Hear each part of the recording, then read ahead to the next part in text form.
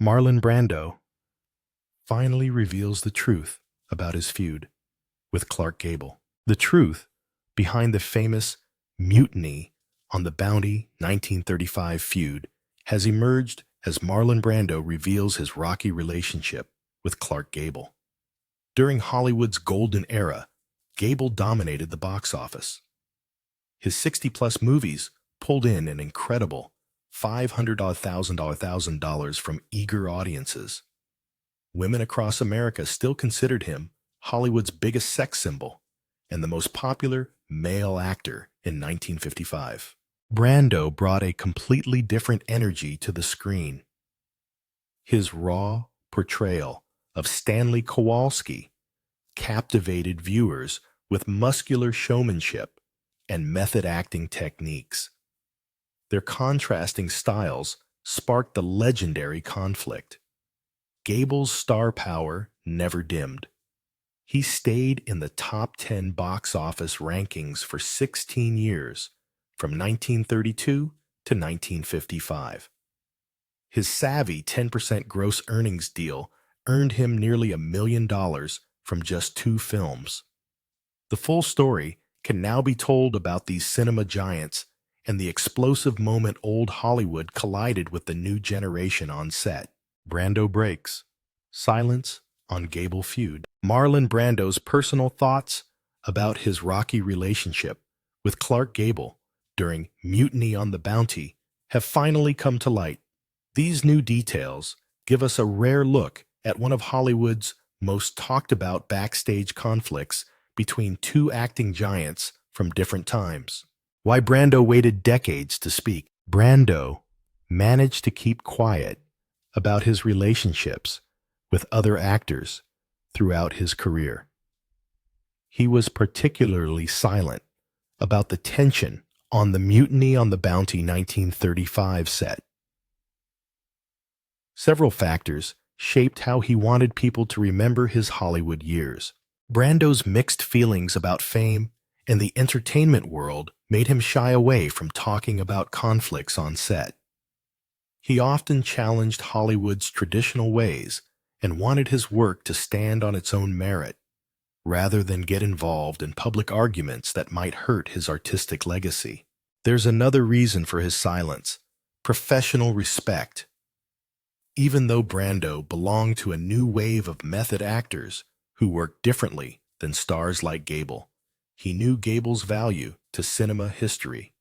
The cast of Mutiny on the Bounty 1935 relied on Gable's star power, and criticizing such a well-known figure might have seemed disrespectful, while people still remembered him vividly. His career, after Mutiny on the Bounty movie 1935, took new directions that made old conflicts seem unimportant. As he grew both as an actor and activist, he chose his public statements carefully and focused on political and social issues instead of Hollywood drama. Brando's complicated relationship with fame created a natural wall around his private life. His career made him more protective of his personal thoughts and experiences, which only made people more curious about events like the Gable conflict, where the revelation surfaced. These long-awaited insights into this legendary Hollywood clash finally appeared in a remarkable documentary called Listen to Me, Marlon. This innovative film offered an unprecedented glimpse into Brando's mind through previously unheard audio recordings he made himself. Brando talks about his acting approach and career in these recordings. He makes comparisons that light up how different his style was from leading men of earlier generations, especially Clark Gable. These honest reflections help us understand why these two icons from different Hollywood eras clashed during Clark Gable Mutiny on the Bounty 1935. These revelations carry extra weight because they come straight from Brando. Instead of rumors or secondhand stories, we hear Brando's own words. The documentary uses material from over 200 hours of audio files that Brando recorded to create his official film biography. Listen to Me Marlon filmmakers got exclusive access to these recordings, giving viewers an intimate look at this famously private actor. This access turned what could have stayed private into a public record of Brando's viewpoint on his career and relationships, including his time with the Mutiny on the Bounty 1935 cast. Brando's discussions about his acting inspirations, like boxer Jersey Joe Walcott, reveal what shaped his groundbreaking style and set him apart from traditional actors like Gable. These thoughts show the fundamental differences that likely caused tension during production.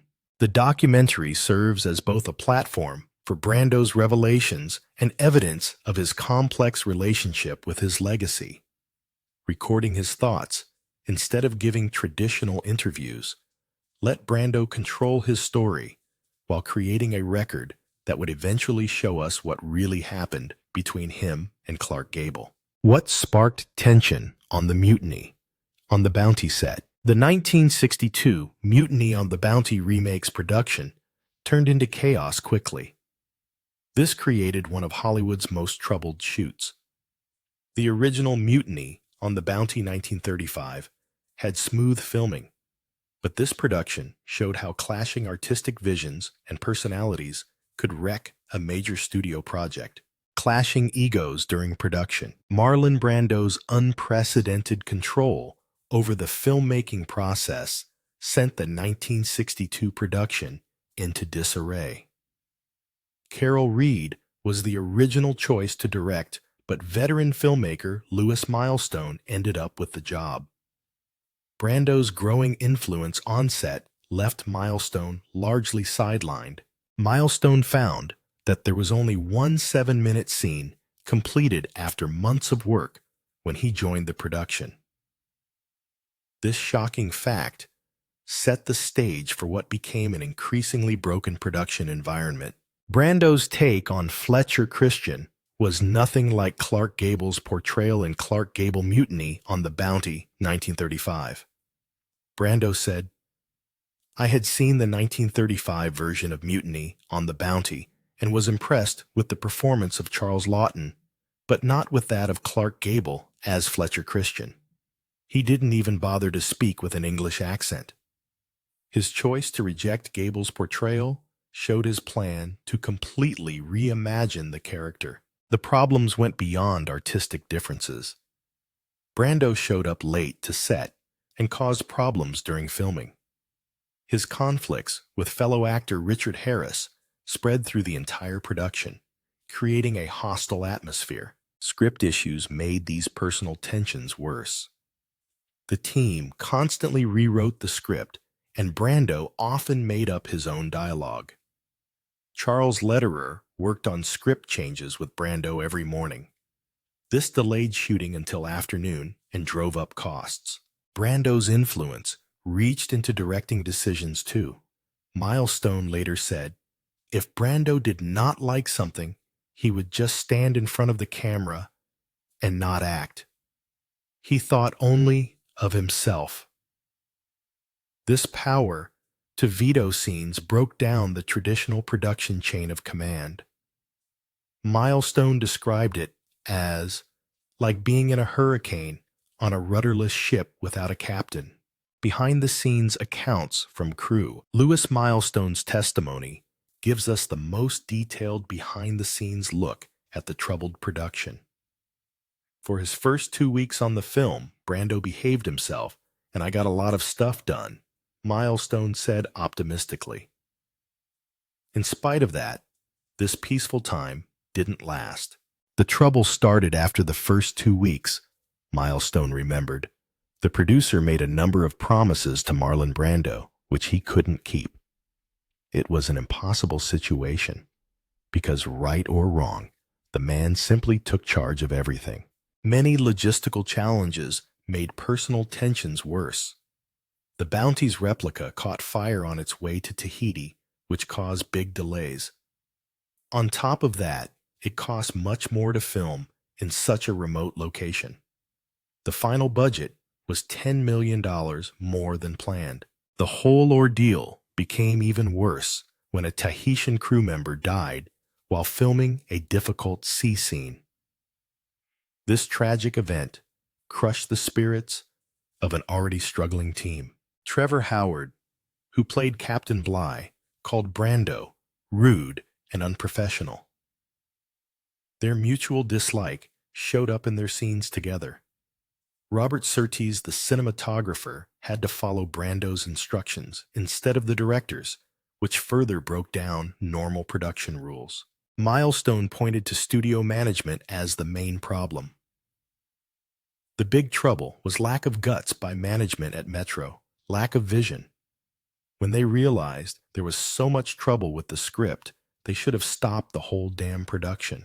Strangely enough, Brando later wrote happily about his time in Tahiti. From the moment I saw it, reality surpassed even my fantasies about Tahiti, and I had some of the best times of my life making Mutiny on the Bounty. This gap between Brando's personal joy and the chaos he reportedly caused shows how complex the situation was. The financial fallout hit hard. The film earned back only half its budget at the box office, and MGM Studios nearly went bankrupt. This commercial failure stood in stark contrast to Mutiny on the Bounty movie 1935's success, showing how badly the production troubles hurt the film's commercial potential. How Brando's method, acting, clashed with Gable's style. The clash between Marlon Brando and Clark Gable went beyond personality differences. Their conflict represented a collision between two distinct approaches to acting. This artistic divide reflected a broader transformation in Hollywood during the filming of Mutiny on the Bounty. Brando's immersive approach, Brando's dedication to method acting sparked tension on set. This groundbreaking technique revolutionized how actors approached their roles. Unlike traditional actors, Brando didn't just memorize lines and follow marks. He became his characters and sought emotional authenticity above everything else. I tried to remember what it felt like to be really hungry, really tired, really afraid. Brando once explained about his process. His psychological immersion clashed with Hollywood's traditional focus on efficiency. Brando played Fletcher Christian in the 1962 remake quite differently from Gable's 1935 portrayal. While Gable relied on his star power, Brando created a fresh interpretation with a British accent that Gable had chosen to skip. His choice to ignore Gable's approach highlighted the growing gap between old and new acting philosophies.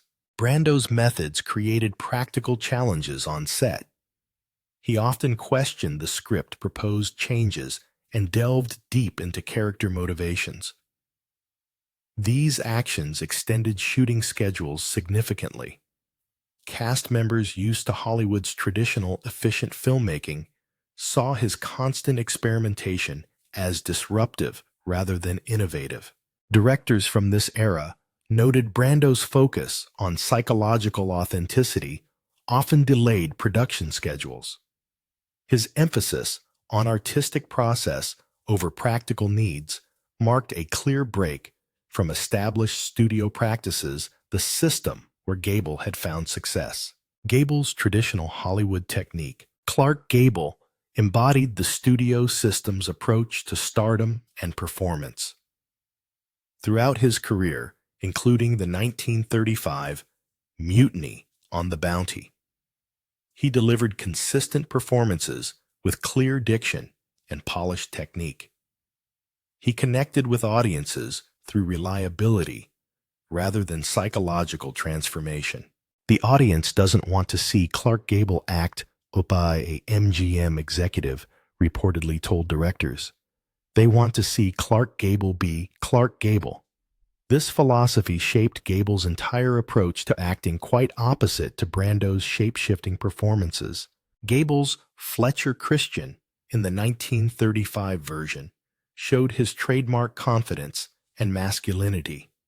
His performance focused on entertainment value and accessibility rather than psychological depth qualities that defined Hollywood's golden age. His technique came from theatrical traditions that valued vocal projection, physical presence, and consistency. Experience shaped his craft more than formal training, as he worked through numerous productions to develop his signature style. This hands-on learning contrasted with the formal theatrical training that influenced Brando's method. Their different techniques reflected opposing views about an actor's purpose. Gable saw himself as an entertainer who needed to deliver lines convincingly while maintaining his image. Brando viewed acting as a psychological journey where personal transformation mattered more than commercial success. Gable's generation valued professionalism through preparation, memorized lines, and efficient scene completion. Brando's constant questioning and improvisation broke these unspoken rules, creating friction beyond personal differences. This clash of styles highlighted a larger shift in Hollywood. The polished, consistent performances of the studio system gave way to more natural, complex interpretations. The tension between Brando and Gable marked a crucial moment in film history, where two distinct acting approaches shared the same space but couldn't find common ground. Did Gable resent Brando's rising stardom? The relationship between old stars and new talents in Hollywood tells us more about how the industry changed over time. The tension between Clark Gable, Hollywood's king, and Marlon Brando, its rising prince, was nowhere near just a personal clash. Gable's reaction to Brando's fame, production of Mutiny on the Bounty, started in 1962, when Gable had already starred in the 1935 version and become one of cinema's most beloved stars. His place at Hollywood's top remained unchallenged, but the industry around him changed faster than ever. Gable didn't feel jealous of Brando. He just couldn't understand his approach. His own career stood on dependability and consistency, which made Brando's unpredictable methods and constant questioning of directors hard to grasp. Their differences never led to direct conflicts, but created a wall of mutual misunderstanding. Gable had played Fletcher Christian in Clark Gable Mutiny on the Bounty 1935 as a straightforward hero. Now, he watched Brando rebuild the character with psychological depth that pushed audiences into unfamiliar territory. Through his decades in Hollywood, Gable never really had to compete for his unique brand of masculine appeal. New actors came and went, but none challenged his position until Brando arrived with a completely different take on male characters. This new style didn't just compete with Gable's approach. It made it look outdated. Gable's impressive 20-year run as a top box office star made Brando's new acting style even more jarring.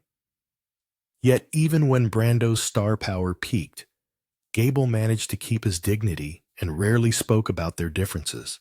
Studio politics and generational rivalry, star conflicts played out against the backdrop of Hollywood's changing studio system. During the Golden Age, studios carefully crafted their stars' images and protected these assets through strict production controls. Stars like those in the cast of Mutiny on the Bounty 1935 knew what studios expected from them. Studio heads just needed efficiency, reliability, and proven formulas that made money. Brando led a new wave that questioned these basic rules. He fought studio control, demanded creative input, and delayed production for artistic reasons. This clashed directly with old Hollywood's approach that had turned Mutiny on the Bounty movie 1935 into both critical and commercial gold. Studio executives found themselves caught between two worlds: their reliable star system versus the artistic freedom new talents demanded. These deep changes naturally affected how performers from different eras got along. MGM, which made both versions of the film, struggled with this transition. The studio's reputation came from polished productions with established stars like the Mutiny on the Bounty 1935 cast. Adapting to audiences who valued raw authenticity proved challenging. Gable and Brando's apparent friction mirrored bigger changes in the industry. Each man stood for more than just acting style. They represented opposing views about cinema's purpose and an actor's role in making movies. Their failure to connect symbolized Hollywood's struggle as the old studio system fell apart. What looked like personal dislike between two stars ended up revealing something bigger. It showed American cinema's difficult transition between eras with all the chaos such massive change brings. Why the Feud reflected a changing Hollywood. The tension between Brando and Gable on Mutiny on the Bounty meant more than just two personalities clashing. This moment marked a turning point where two different eras of Hollywood came face to face. The change from classic to modern acting, Marlon Brando's arrival, reshaped screen acting completely. His natural method-trained style quickly became the standard after his unforgettable role in A Streetcar Named Desire. This created a clear line between what came before and after. The difference between both actors' performances stands out clearly.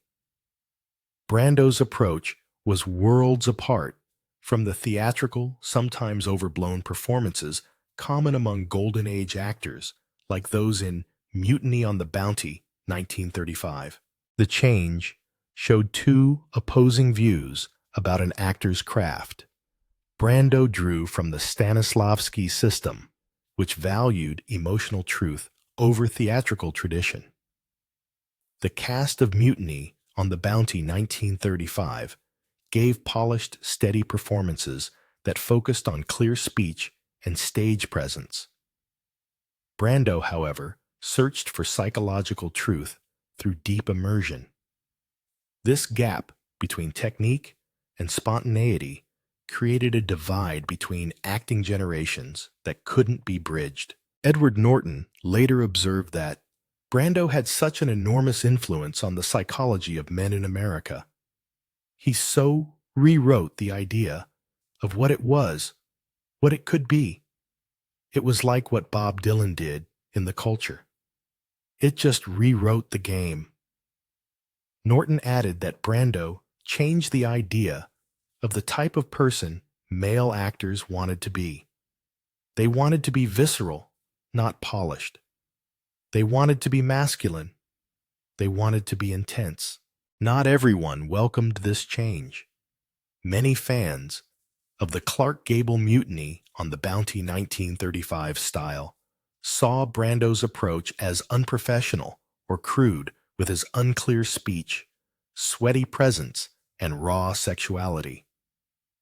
These same qualities felt fresh and real to younger audiences and actors. How the Feud symbolized a cultural transition. The clash between Brando and Gable reflected bigger changes happening in post-war America. Cultural historians noted what an older generation saw as unrepentant vulgarity. The sweat-stained T-shirts, the marble-mouthed diction, the sexuality, the contempt were tokens of a breathtaking new honesty to their children, one they hoped might someday replace the Eisenhower era's stifling conformity. This split went beyond acting methods. Stars used to believe that the proper posture for a successful Hollywood talent, no matter how he or she really felt, was to act grateful for their good fortune. But Brando obliterated the rules of how to behave in public, rejecting the offering of stardom. and in that rejection seeming to stand for a higher calling noble and troubled and freshly attractive. Brando became a cultural revolutionary by rejecting traditional Hollywood values. Stars from movie Mutiny on the Bounty 1935 seemed like symbols of an outdated system. These two ways of thinking showed America's own generational conflicts. One side valued discipline and gratitude, while the other prized authenticity and rebellion. This divide shaped Hollywood for years to come. It went for the rest of the century, as actors like Sean Penn, Leonardo DiCaprio, and Edward Norton followed Brando's path, while others stuck to traditional methods. Today's understanding of performance in American cinema still traces back to that first clash between Brando and Gable.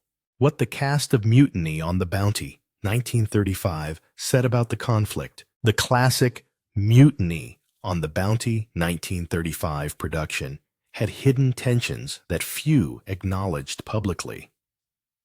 Those who were there still remember them vividly. The original film's set dynamics share surprising similarities with the later Brando-Gable conflict, which shows how clashing personalities shape Hollywood's most ambitious projects.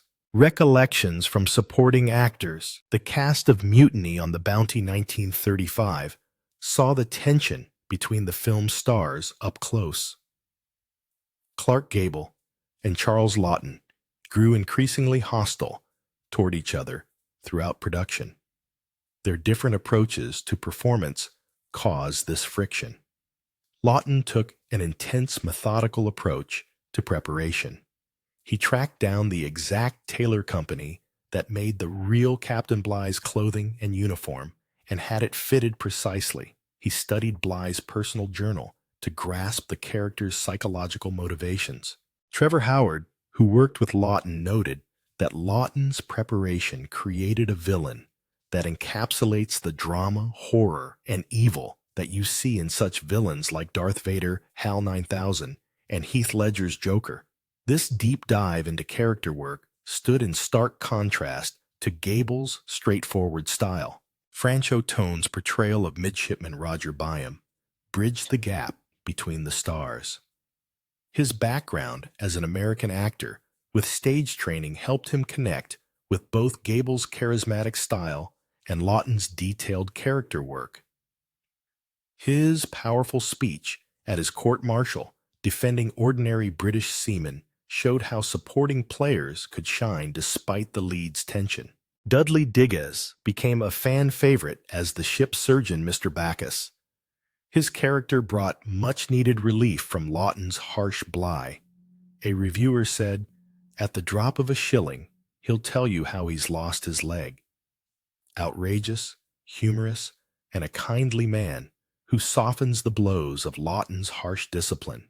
Public and private perceptions. Movie Mutiny on the Bounty, 1935, appeared smooth on the surface. Behind the scenes, Laughton battled severe self-image issues. He constantly watching his own walk gestures and face, making sure not to let his complex be projected. He suffered horribly in comparing himself to the handsome masculine Clark Gable, which created tension in their interactions. Gable didn't want to play Fletcher Christian at first because it meant shaving his trademark mustache. This small detail meant a lot to an actor whose star power relied heavily on his looks. The film wasn't meant for either star originally. The production was originally conceived as a starring vehicle for Wallace Beery as Bligh and Robert Montgomery as Byam. The Gable-Laughton pairing and its drama came from studio changes rather than planned casting. Their contrasting acting styles created an unexpected chemistry on screen. A reviewer pointed out that Gable does very well in adapting Fletcher Christian just enough to fit his own strengths. He didn't try to force himself into a traditional British naval officer role that would have seemed rather unconvincing. How the feud affected Brando's career choices. Marlon Brando's career took a dramatic turn after the infamous Mutiny on the Bounty production. His work against the Hollywood system, represented by the legacy of Mutiny on the Bounty 1935, shaped his artistic philosophy and influenced his professional choices for decades. Brando's post-Bounty film decisions. The chaotic Mutiny shoot strengthened Brando's determination to pick projects that matched his artistic vision. His selection criteria changed toward films that challenged traditional Hollywood storytelling. Brando chose to work on smaller, less commercial projects. He stayed away from major studio productions for several years to recover from the experience. This selective approach showed how the clash had made him wary of traditional studio projects similar to movie mutiny on the Bounty 1935 era filmmaking. On top of that, it led Brando to set stricter rules for his future work. He just needed creative control, script approval, and input on directing the same behaviors that caused friction with the Clark Gable mutiny on the Bounty 1935 production style. These demands, though challenging, helped him deliver his most celebrated performances. Avoidance of traditional leading man roles. The mutiny conflict made Brando resist conventional heroic roles, the type that defined Gable's career. He stayed away from straightforward leading man parts that were common in classic Hollywood productions, like Cast of Mutiny on the Bounty 1935. He preferred complex, morally ambiguous characters instead. His portrayal of Fletcher Christian had already surprised audiences by showing the character's psychological depth rather than heroic simplicity. This approach became his signature style in later roles. Brando turned down many chances to play conventional heroes in the Mutiny on the Bounty 1935 cast tradition. Even in leading roles, he added psychological complexity and moral ambiguity that challenged viewers' expectations. The clash between old and new Hollywood approaches during Mutiny on the Bounty production ended up as a pivotal moment. It strengthened Brando's resolve to pursue his artistic vision, whatever the commercial risks or industry traditions. What Brando admitted about Gable in his final years. In his 1994 autobiography, Songs My Mother Taught Me, Marlon Brando offered a final, far more complex perspective on his infamous showdown with Clark Gable. Rather than bitter criticism, Brando's late-life admissions revealed a shift in viewpoint, a move from conflict to comprehension, tinged with the wistful hindsight of age. Brando did not deny the onset tension, but he reframed it. He no longer presented it as a personal feud, but as an unavoidable clash between two profoundly different professional worlds. He wrote of Gable not with animosity, but with a surprising empathy, acknowledging that Gable was at the end of his career and in declining health.